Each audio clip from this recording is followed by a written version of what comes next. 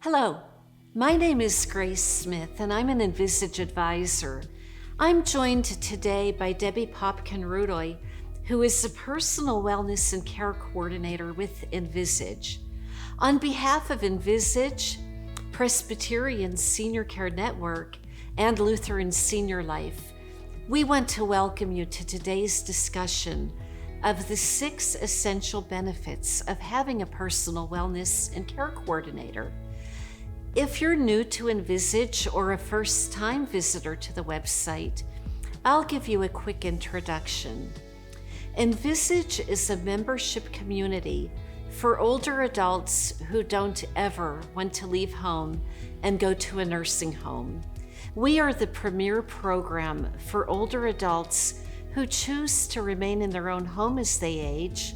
They value the benefit of having a personal wellness and care coordinator, and they want to protect and preserve their retirement nest egg for what's important to them and to their families. Debbie, you and I both have combined many years of working in elder care, but coincidentally, we've both also been caregivers and care managers to our own elderly parents. Perhaps you'd like to start by talking a little bit and telling us about your experience with your own family. Sure, Grace. There's no doubt that both my professional education and skills combined with my personal experiences inform my work as a care coordinator for Envisage. My parents were Irv and Bobby Popkin. And my dad, Irv, he had Parkinson's disease. He was diagnosed at age 56 and had Parkinson's for 21 years. But he was really a role model. He had a very positive mental attitude. And that positivity, combined with his corny sense of humor and his determination, showed me that even when you have a diagnosis of a chronic disease, it does not need to define who the person is. And that outlook, that lens, is very helpful in working with my members. My mom, her name was Roberta, but she went by Bobby. She was involved in the Area Agency on Aging and Social Services. And in fact, she was a pioneer in the guardianship program in Allegheny County. And after my dad died, and I was working hard to try to support her in her needs during that time, sometimes it would be challenging because my mom was fiercely independent. And so I had to learn how to be of support to her and meet her needs at the same time as respecting her sense of independence.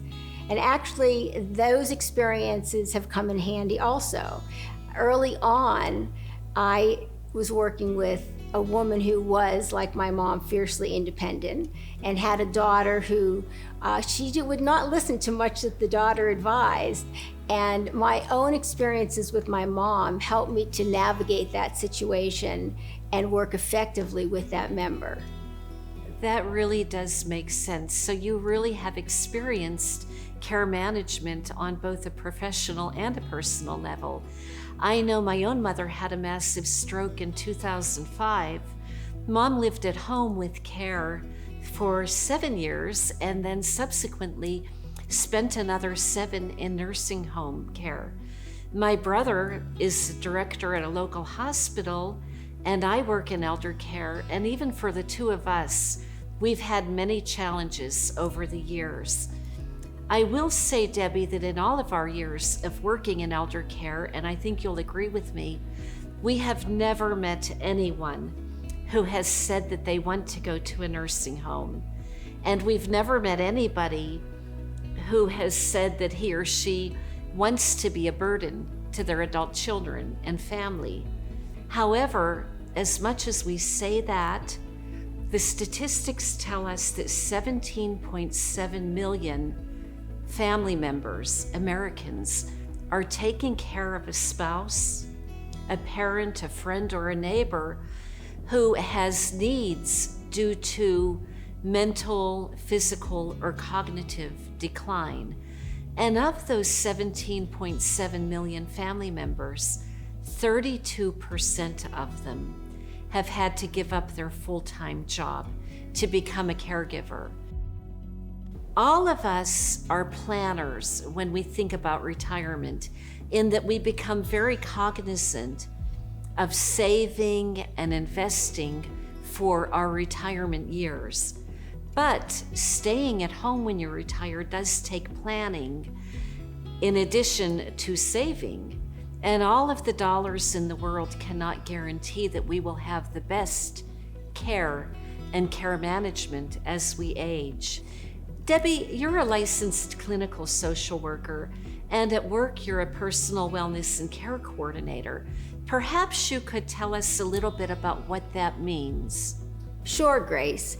As a personal wellness and care coordinator, I'm really in charge of handling the needs of my members, and that's both when they have a challenge, be it a physical health, mental health, whether it's maintaining wellness, and making sure that their needs are met and putting a care plan in place to meet those needs, and assessing those needs.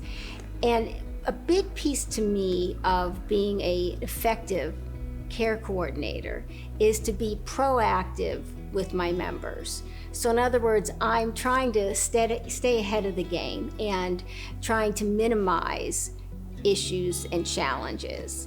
And in order to do that, I need to know my members well, because by knowing my members well, I understand how they function at baseline. And so when changes occur, I can be very aware of that and pick up on it easily. So just to give you an example of how I have tried to be proactive with members.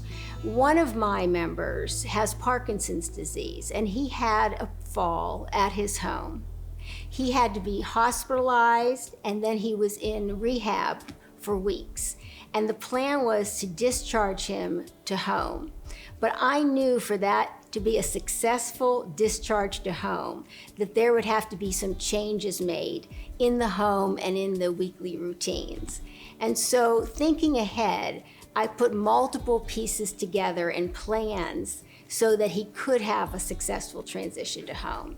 So while he was still in rehab, I had one of our occupational therapists go to his home and do a home assessment, ways to make it safer for him. And there were a number of recommendations that could be easily implemented before he came home. For example, we had grab bars installed in the bathroom. In the kitchen, we had cupboards reorganized, so instead of him reaching up to get a glass or a plate, he was just reaching across, minimizing the chance that he would take a tumble in the kitchen. Another component that I put in place was having a weekly private duty nurse visit him. The goal was to, again, stay ahead of the curve, ward off any potential issues. So she checks his vitals every week. She makes sure that he's being compliant and taking his medications. And if there are any issues, she alerts me about them so that I can handle them before they become major issues. And that's proven very helpful with him. He's a really nice man, but he tends to minimize any health concerns.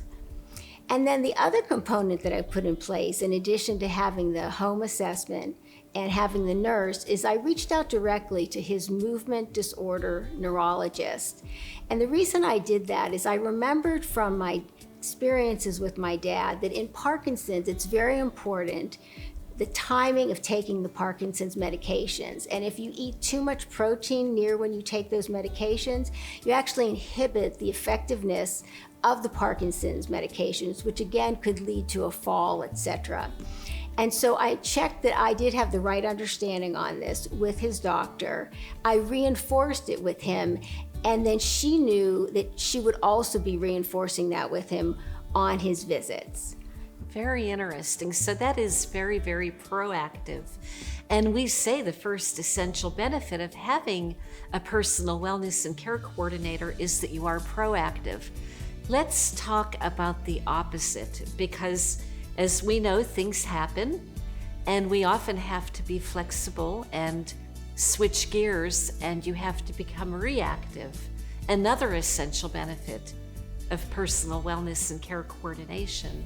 Yeah, that's right, Grace. When a health event happens with a member, be it a fall or a surgery, a stroke, I need to very quickly pivot and focus on the time-sensitive needs of that member. And so one of the most striking examples I can recall with this is one of my members who's very physically fit, and he would bicycle all over the city. He was in a bike accident, and it was shocking to him. It was shocking to his wife. So he went from riding the bike to being whisked away in an ambulance to the hospital and having hip surgery. And so from the very start of that event happening, I was involved in helping to support him and his family, both with the whole management of the logistics of the healthcare system and also emotionally support them. I went to the hospital to see him. I worked closely with the case manager and the social worker at the hospital. I advocated for him to go to rehab so that he could get the most physical therapy rather than going right home, and was able to get him into rehab.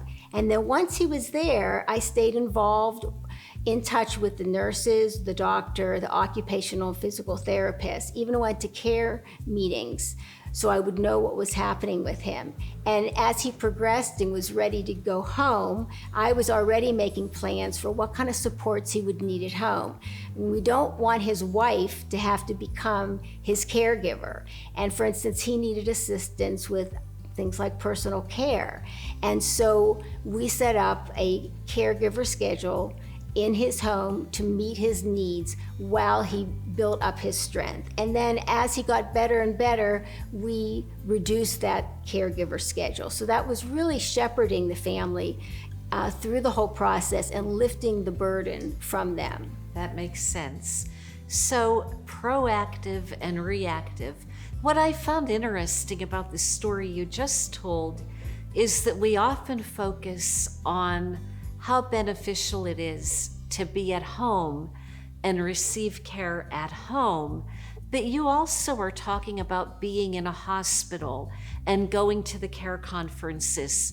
And that brings me to our third essential benefit of having a personal wellness and care coordinator. And the words we use are meeting the person where they are. I'll meet you where you are. And I think you just spoke in a very literal sense about meeting the member or your client where he was, in the hospital, in rehab, going back home. But I know that the true meaning of meeting you where you are is not in the physical sense, is it? No, that's right, Grace. I mean, it is true that I do meet the members where they are literally, because I go to their home and visit with them. But I do mean it in a different way, which really has to do with meeting their needs at the time and in the way that is best for them. So, as a social worker, we have a code of ethics, we have core values that we follow. And so it's important that I be in tune with the member and help them as they need it throughout the different challenges that occur. So one of the examples that comes to mind is a member I have, a very intelligent, cultured, educated woman. And a few years ago, she needed shoulder surgery. And at that point, it was fairly straightforward. We had to work on a care plan and get the right type of caregivers in on the schedule that would meet her needs, and then modify that as her needs changed. And we did that. A few years later, unfortunately, her husband was quite ill, and then the need had to do with educating the family about palliative care, and hospice. And when her husband died, there was a need for a lot of emotional support, a lot of active listening. And so I provided that. So during different times and different situations, the needs that she had changed, and I was meeting each of those individual needs. Another piece that I think about Grace is that members receive information best in different ways, depending on their own backgrounds and how they think. So I have many members who are retired, very successful business people, professors, engineers, etc. Those members often relate to data, to numbers, research. And so one of my members was having a challenge where he kept getting dehydrated. And it just wasn't clicking to say you have to stay hydrated, it's important.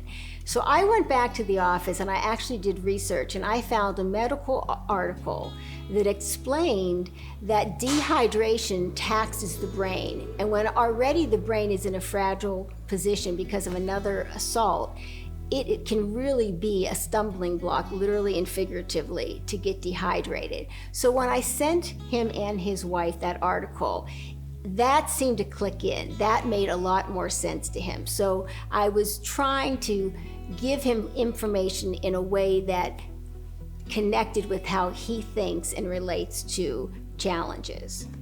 That makes sense, doesn't it? So you really do meet them where they are. And a lot of what you've talked about, even up to this point, is about keeping your members healthy, guiding them with whatever tools you can in the right direction to do so.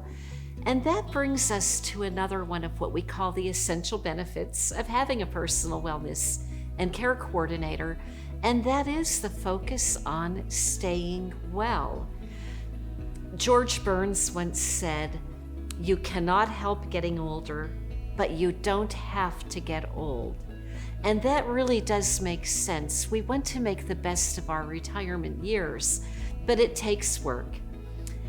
Statistics tell us that 70% of healthy aging is tied to lifestyle rather than genetics.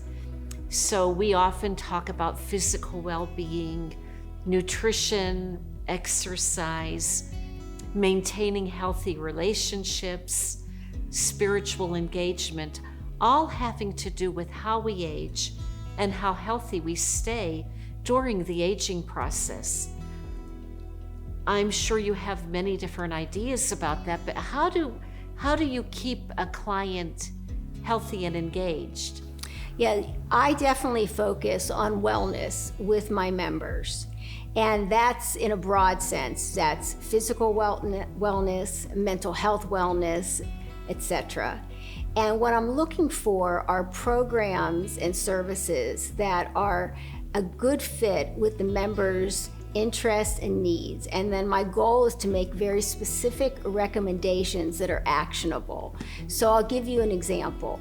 I have a number of members who are very concerned about staying sharp. And as we know, sometimes what happens as we age is that we have some slipping cognitively. And there's an excellent program called the BRIGHT program. It's through the University of Pittsburgh. It focuses on keeping people sharp cognitively and keeping them in good shape physically, on balance, range of motion, etc. And so that program is excellent. And I have connected multiple members with that program with the goal of keeping them well. And then I think about what interests the members and what's important to them. I have members who really enjoy mindful meditation. And for instance, through the Carnegie Museum of Art, I found a lovely program where you look at a piece of artwork and they guide you through a mindful meditation. In fact, I tried it myself and it was lovely. So I have connected members with that also. And then of course with the Parkinson's, because of my dad's experiences, I'm very aware of the support groups that are available, both for people with Parkinson's and their family members, and also with exercise programs that are tailored to people with Parkinson's. So I've connected members to that. Mm-hmm. That really does help people stay healthy, and ultimately the goal is to remain at home and it all ties into staying healthy at home. When you talk about all of these programs, the BRIGHT program, support groups, I think it comes back to what I would call number 5. You are an expert resource. You're a licensed clinical social worker, and often we focus on wellness, staying healthy, doing the right things, but life events happen. We know that life events can derail, as we say, the best laid plans of mice and men, and a very healthy person unexpectedly might need an emergency room visit, surgeries, specialists. How do you act as that expert resource to give people the very best options? Well, you've probably heard of the saying that life is what happens to you when you're busy making other plans. How true. Yes. Mm-hmm. So, of course, I have had members who have had broken bones, strokes, or planned medical events, and it's essential to be able to rise to the challenge and help them during that time, be it helping them to identify specialists that have a very good reputation, or learning about the procedure that they're going to have. Something that comes to mind is one of my members who was scheduled for a knee replacement surgery, and the hospital offered a class to help us understand what would happen before surgery, during, and after. I actually went to the class with my member, and together we learned. And that was helpful to her, but it was also helpful to me, and I was able to craft a very effective care plan because I really understood what was going to be happening and what her needs would be. And you probably recall when I talked about my member who had the bike accident. I mean, that was an example of where I really needed to be able to shepherd the family through the whole process, which is like a maze in healthcare: hospitalization, rehab, home services, etc. So my goal is to help the member during these very challenging times, but also when things are good, and help them maintain their wellness. That makes sense. Debbie, I have a 92-year-old father, and one would think that working in elder care, I would have all the answers. But I have had challenges scheduling appointments, finding an audiologist, finding an ear, nose, and throat doctor, navigating that maze, even for someone with a level of experience in elder care, has sometimes been challenging. So I'm not alone, I'm sure. My guess is that the adult children of your clients really depend on you and trust you to manage what they may not be able to do locally or even from a long distance. Yeah, that's a good point, Grace. Very true. I am connected with many of the adult children of my members, and frankly, they're relieved that I am in there to support their parents, and that I can keep them informed as to what's going on. And so, in many ways, I can be their eyes and ears, and that's especially important when the adult children are out of town. Debbie, you've really enlightened us today about the role of a personal wellness and care coordinator. We've talked about your role being proactive, being reactive, focusing on wellness for your members, the social worker lingo of meeting them where they are, and really, as a licensed clinical social worker, being that expert in finding and managing the very best resources for the members.